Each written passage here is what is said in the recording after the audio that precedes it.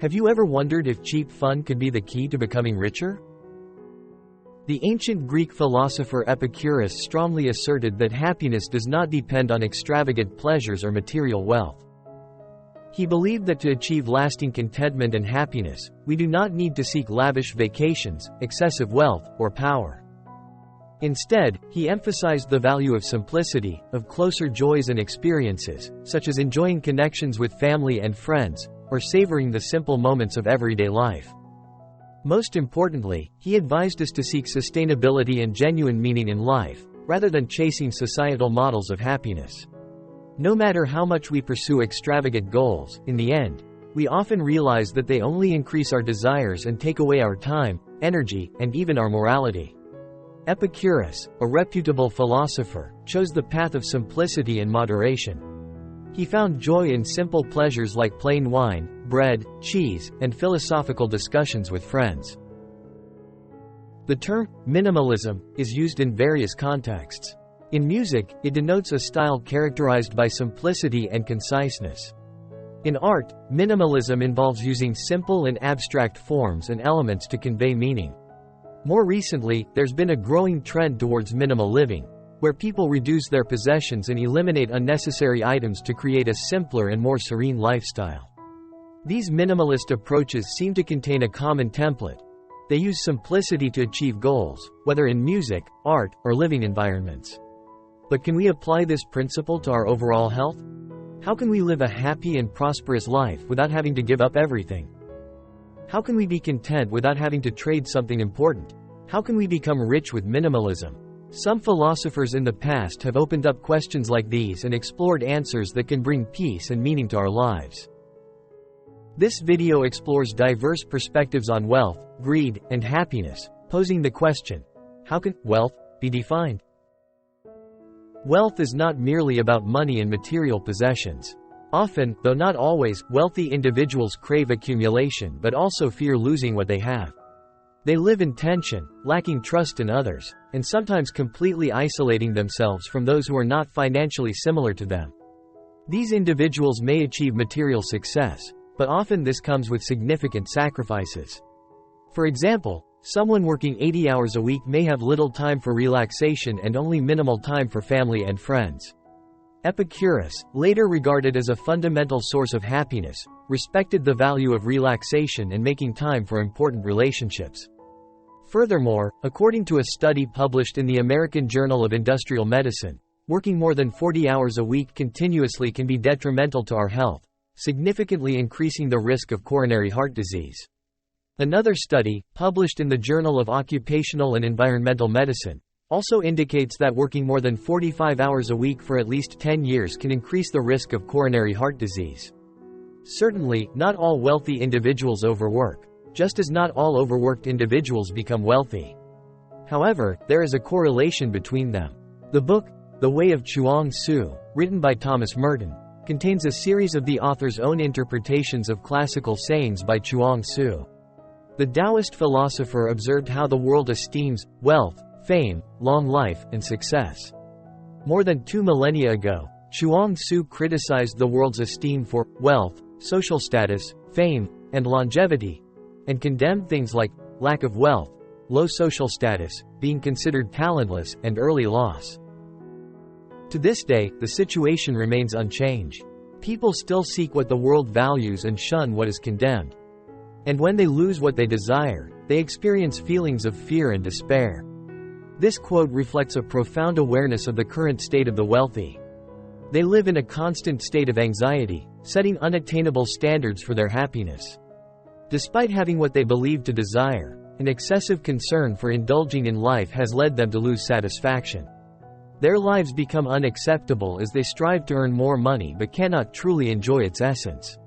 When striving towards goals with excessive diligence, it's easy to lose oneself in serving those goals and forget about one's own well-being, becoming a slave to those objectives. This raises questions about the worthiness of working hard to achieve goals. Is pursuing happiness meaningful? If not, do we have to accept an unhappy life? Or perhaps there are simpler pleasures that still provide equivalent satisfaction? Some argue that Henry David Thoreau, the American transcendentalist philosopher, is a monument of minimalism. During his 2 years at Walden Pond, Thoreau lived in a small house with only essential items such as a bed, a table, and a few chairs. In his book, Walden, he documented his experiences there. On March 11, 1856, in his journal, Thoreau described his disdain for wealth and travel compared to the simple life and natural places he encountered in his own village.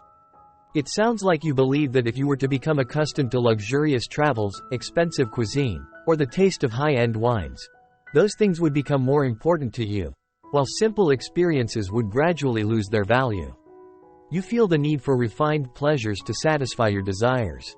For example, you declare that replacing your homeland with the city of Paris would only bring you a miserable makeshift.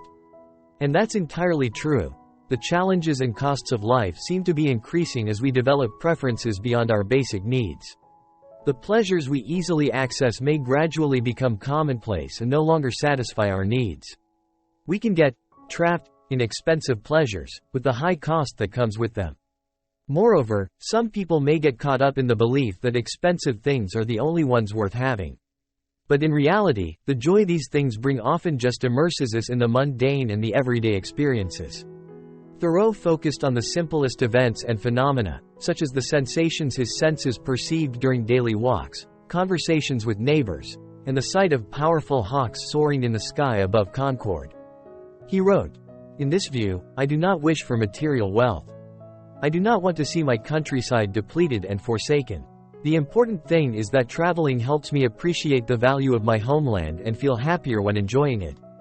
That person is the richest, with the happiness he finds in the simplest things." End of quote. It can be said that the richest person is not the one with the most, but the one most content with what they have. And wealth and satisfying desires never truly brings happiness, while contentment is the true wealth. Epicurus once strongly stated, "To make a man happy, do not add to his possessions but subtract from his desires." But what are the simple pleasures that Thoreau referred to? How can we enjoy life with the least expense? Views on inexpensive joys demand what, for joy, to each person is different, and whether something is cheap or not depends on each individual's specific circumstances.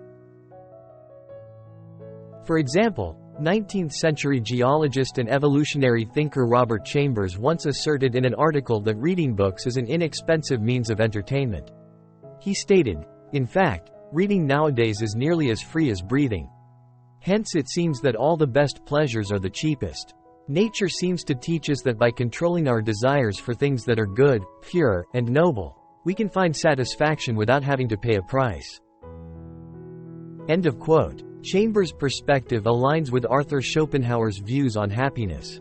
In an essay, he argued that the highest happiness lies in the capacity for sensitivity or intellectual pleasure, such as profound thinking, appreciation of poetry, learning, reading, and meditation. For Schopenhauer, all other pleasures, unrelated to intellect, are of lower quality. Indeed, they always value the price of pain.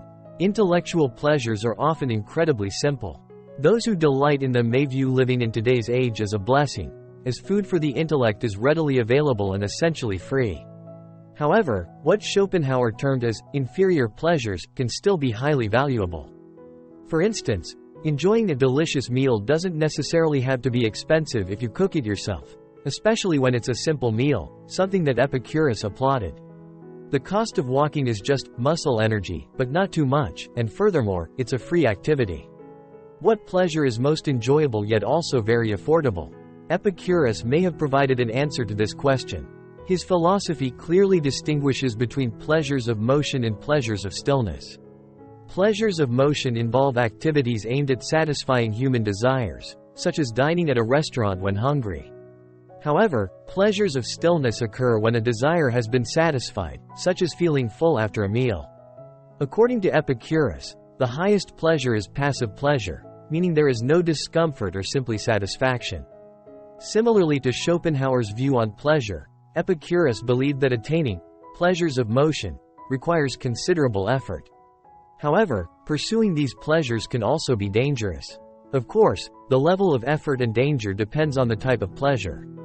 For example, opening the fridge and grabbing some food requires little effort and hardly poses any significant danger.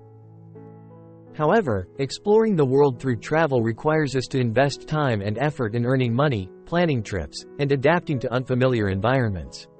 Meanwhile, passive pleasure does not require any effort at all. It is simply the feeling of contentment when our needs are met.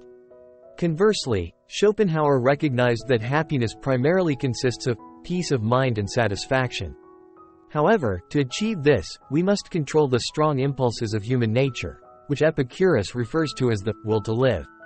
This is not easy, as it requires sacrifices that not everyone is willing to make. So how do we achieve passive pleasure? Is there a method to attain happiness without enduring much suffering? If viewed from the perspectives of Thoreau, Chambers, Schopenhauer, Zhuangzi, and Epicurus, they would perhaps agree that enjoying simple, frugal pleasures is the best path to satisfaction and joy in life. These kinds of pleasures are easily accessible and abundant. Turning them into a source of joy helps us escape the stress we often face if we only focus on rare and expensive things to satisfy our needs. The pleasures we choose that are cheaper tend to be more enjoyable because they don't require too much time and effort to attain, and they also don't leave us craving for something else. If it's not the ultimate form of simplicity, then what is? Thanks for watching.